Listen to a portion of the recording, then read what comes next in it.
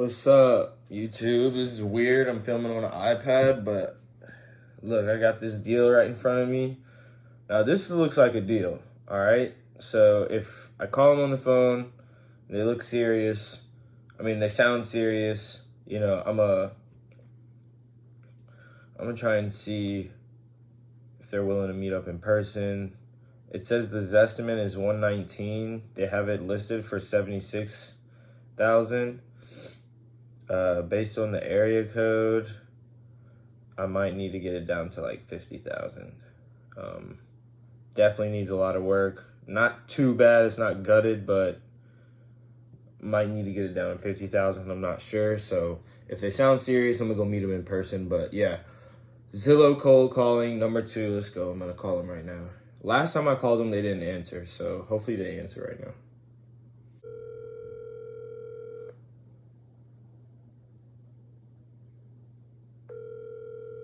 Thanks for calling. Please leave a message. Let's try again. I believe in double, triple calling. Get them on the phone. Hi, thanks for calling. Please leave a message. Hey, my name's Isaiah Malonson. I was calling about this property on Nelly Avenue in Baton Rouge. You're listing on Zillow. Yeah, I was interested in it.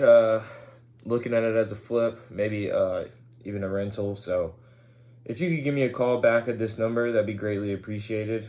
My number is 225-305-9558. Again, that's 225-305-9558.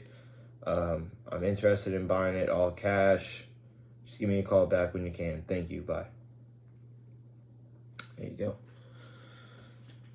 Yeah, when you're on the phone, or you're leaving a message, or you're cold calling, or you're on Zillow, especially when you're on Zillow, and you're talking to people who are a little savvy, they already know they want to sell their house, they listed their house, they probably sold a house before. This is a distressed property. It's probably an investor selling this. When you're leaving a message or you're on the phone on Zillow, you want to sound like a little nonchalant, casual. You want to just give off that vibe that, hey, I did this before. I've been doing this. This ain't nothing new to me. That's been my experience with investors. Investors, when you're talking to them, they're not trying to impress anybody. They're just like, yeah, I got money. I want to buy this. What's up? Okay, is this, So, I don't know. That's something to just keep in mind. After I've talked with hundreds and hundreds of investors, I've got to know a lot of them on a personal level, and all of them, they don't have a salesman type of voice. They don't have now if you're hiring cold callers and you're running like a big wholesaling business or something, that's a little bit different. But if you, the investor, are getting on the phone yourself and you're talking with a seller or anybody, you want to sound professional, don't curse or whatever, but there's always this tone of relax, and this tone of no, I got it. No, I got the money. Is this a deal? So it's not, they're never pushy or salesy, So yeah, left a message for this house. This looks like a deal. This is something that I wouldn't give an offer at first, straight up. I would try to meet the seller in person and go look at the property in person and do a deeper dive into the numbers before I make give them an offer. So, all right, we got another property here. So this one is out of my backyard market. This one is in South Carolina. For the video, I'm just gonna do a few more cold calls. Yeah, this one's in South Carolina. This looks like a deal just based off the numbers. The estimate's at 166. It's listed for 148. 1,900 square feet, close to Myrtle Beach. It has a tenant in it already, so we're gonna get some information on it and see if we can make an offer. I'm gonna try to make an offer $20,000 less than what they're offering. Yeah, if you're virtual wholesaling, I like to get my offer just up front. It's not like I'm gonna go check the property out. So yeah, man, let's do this. See what's up with this.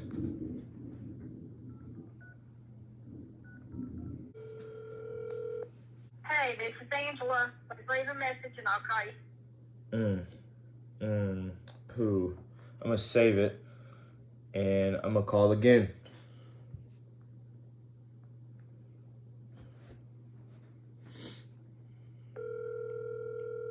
Hey, this is Angela. Please leave a message and I'll call you.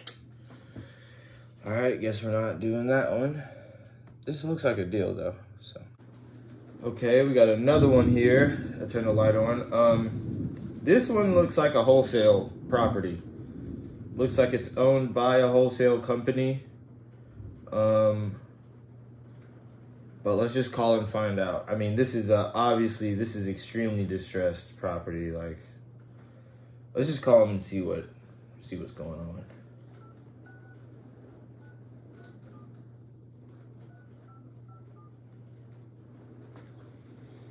Thank you for calling First National Bank of America. This call will be... What? Make sure my filters are on right. Yeah, I don't know why. It's a bank-owned property. It's weird. Alright, so they have this one, South Carolina. This one looks like it could be a deal, but it's in the middle of nowhere. So these are tricky, right? These are really tricky because they could be worth a lot depending on what you do and depending on the environment, the location, or they could be nothing depending on, really, it's just about the location. Like, what part of middle of nowhere are they in, you know? So, it seems like it's very livable condition. Seems like it's very livable condition. It's just extremely outdated. Looks like they might have updated the bathroom once since they've owned the house, maybe. Kitchen needs to be updated. Yeah, it's been on Zillow for 2 days. Let's see. Really, I want to offer $100,000. They have it listed for $175,000, so definitely a low ball offer. But let's just see. I don't know. Let's see. Let's offer $150,000. Properties like these, especially when they're out of state, I like to just see if I could, get them under contract and see what happens. Some people don't agree with that. Some people think that's unethical, just getting anything under contract and seeing what you could do with it. But in some cases, especially when you're really hungry, it's what you do. So, but don't lie to the seller. Like, don't lead the seller on, We'll see how this goes. Please leave your message. Come on, dude. Can somebody answer the phone today? Call him again. Please leave your message. Alright, whatever. Frick.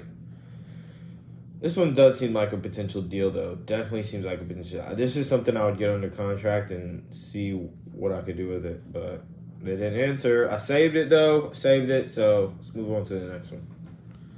So they have this one deal on here. It looks like a crazy deal, like too good to be true. It's only been on here for 1 day. It says, do not call the phone number, please email. So I'm just gonna email them just to have it as a lead and just see what happens if they respond and make an offer eventually. But yeah, I guess I'm not gonna call them. I guess I could call them, why not? Good afternoon, Dixie Belle Peaches. Hey, so I've just seen this listing on Zillow. It said don't call the phone number, but I just thought I'd call the phone number anyway, That's see what exactly happens. right. So is this a company, a LLC that owns this property? No, it's a person. Oh, The okay. person that you get the email from. Okay, and you're not that person? I got to go, but thank you for calling. Do email. We don't take calls. Thank you. Okay. That was weird. Well, whatever. I'm just gonna email this person and see what happens. Alright guys, typed up the email for that property. I just want to read this email to y'all in case y'all need like a template or a format. If y'all want to send an email or a text message or anything, All I said was, hello, my name is Isaiah Malone. I was inquiring about your listing at 123 Main Street on Zillow. I'm an investor looking to buy my next deal. I was hoping that you could tell me a little bit about the background of the property, how long you've had it, the condition of the property, parentheses, roof, foundation, windows, occupancy, updates, etc. Rent rate, why you're selling, do you own it free and clear, and what terms are you looking for as far as owner financing? Thank you, and if you ever want to reach out through text or call, my number is, and then I left my number. And that's it. Sent that over, and then boom. If they respond, good. If they don't, oh well. Back to the calling. All right, here's another one. Seems like it has a lot of land. Also kind of in the middle of nowhere. Yeah, so we're just gonna call them and make an offer, see what's up with it. They have it listed for 185. My offer is gonna be 150. They're probably gonna say no. It's only been on here for 2 days, but let's see what happens. Your call has been forwarded. Bro, what is up? Nobody's answering the phone. Gotta deal with that sometimes. I ain't gonna lie, I be like that sometimes. Your call has been forwarded to an automatic. All right, let's move on. All right, so we got this other one in South Carolina. I want to try and get at least one conversation on camera to end this video.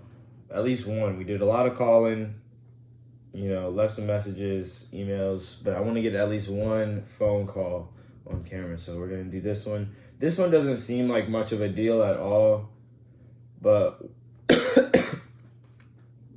we're going to give a lowball offer. And let me see. Actually, doesn't seem that bad. We're gonna see if they'll take some sort of creative financing. Yeah, we're gonna give a lowball offer, and we can see if we could do creative financing. So.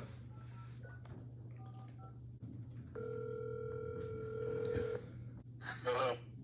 Hey, I was calling about your listing on Ellis Avenue. Okay. Yeah, do you have a minute? Yeah. All right, so I'm actually looking to buy a rental property. So could you just tell me, I guess, a little bit about this property and some of the condition and just the story behind it, stuff like that? You know it's located in Orangeburg, South Carolina, right? Yeah. Okay. I mean, which one knows the older house is going to need some work done to it on the inside, cosmetic work. Okay. And as far as cosmetic work, you mean like update the kitchen or what? Yeah, update everything. It's an old house. It's old house. Okay. So yeah, it's going to need a lot of work. I mean, you're not going to live there, are you? No, I want it as a rental property. Okay. Yeah, it's going to need a lot of work done to it. So, how long have you had this property? 47 years. 47 years? 27 years. 27 years. Oh, 27 years? You live there? 27. Yeah, so I mean, I see you coming from Louisiana. Are you Yeah. down? You said what? I see your numbers from Louisiana. Are you in this area? No, I'm not. No, I'm not in the area. My partner is, though. He actually lives in Orangeburg, and we do deals together. We do deals. I do a lot of deals in Louisiana, but I've done 2 so far in Orangeburg. So yeah, I'm just looking again. Just to let you know, we're not coming down on the price. So if you have an offer that's lower than that, you're wasting time. So, yeah, that's the number 999. And it needs a lot of work on the inside. It's as is. But the pictures are accurate. Everything she online is what it is. So besides cosmetic work, is there anything else that needs to be replaced?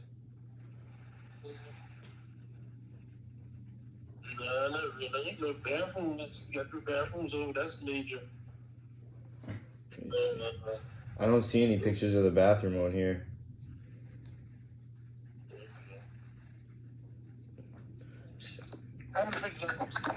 How old is the roof? The roof is a little bit over 10 years. Okay. Might not be for you. Might not be for you. Who would it be for?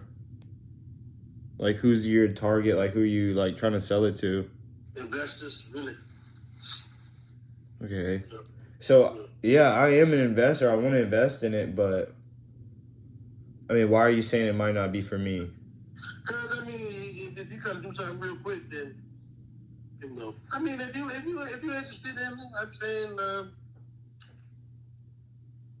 let me know. I mean, I am interested. It's just, you're saying that it needs a lot of work. Yeah, I'm just being honest with you. Yeah. Yeah. You know? But, it's a good buy, though. Nice neighborhood, you know. Some people, like I was about to say, if you wanted to live in it yourself, I wouldn't suggest it. Why not? Because it's an older house. I'm pretty sure you sound like a younger man. I know you don't want to live in an older home like that. Yeah. You know? Yeah. I don't know that for sure, but I'm just... No, I get you. Yeah. I'm just being totally honest with you, man. I ain't trying to sugarcoat nothing. No, I get you. I totally get that. Yeah. So if I'm coming in as an investor and I'm trying to make money, I mean, as a flip, so I'm not even going to look at it as a flip. As a flip, I don't think it would make sense for anybody. But as a rental, I think I could possibly make it work. But like you said, I do have to come out of pocket for that, those updates and everything. Are you willing to do some sort of creative financing? Oh, no. We going to stick with the 9-9. That's it, man. That's what I'm trying to tell you. Because I knew where you were going with it. And you knew I was going to say financing? I knew you was going to do something that was going to not just be a cash offer. So, I mean, I knew where you were I could give you a cash offer, but it's not $9.99. So I'm saying if I did give you $9.99, it would have to be... Financing? No. Yeah. No. See, I knew that's where you were going. That's why I was just trying to let you hear the rough parts so you could just say, never mind. But, So so I'm just curious. So what do you think, what would be the investor move with this? What would be the investor move? Yeah, like what would you do as an investor to this property for $9.99? I'd do the kitchen and bathrooms over, then resell. So you would flip it? Yeah. For how much do you think you could get for it? This is about 130, 120, 130. So you're buying it at $100,000, and you're saying you could sell it for 120, 130, but it needs 20 to 30,000 worth of work.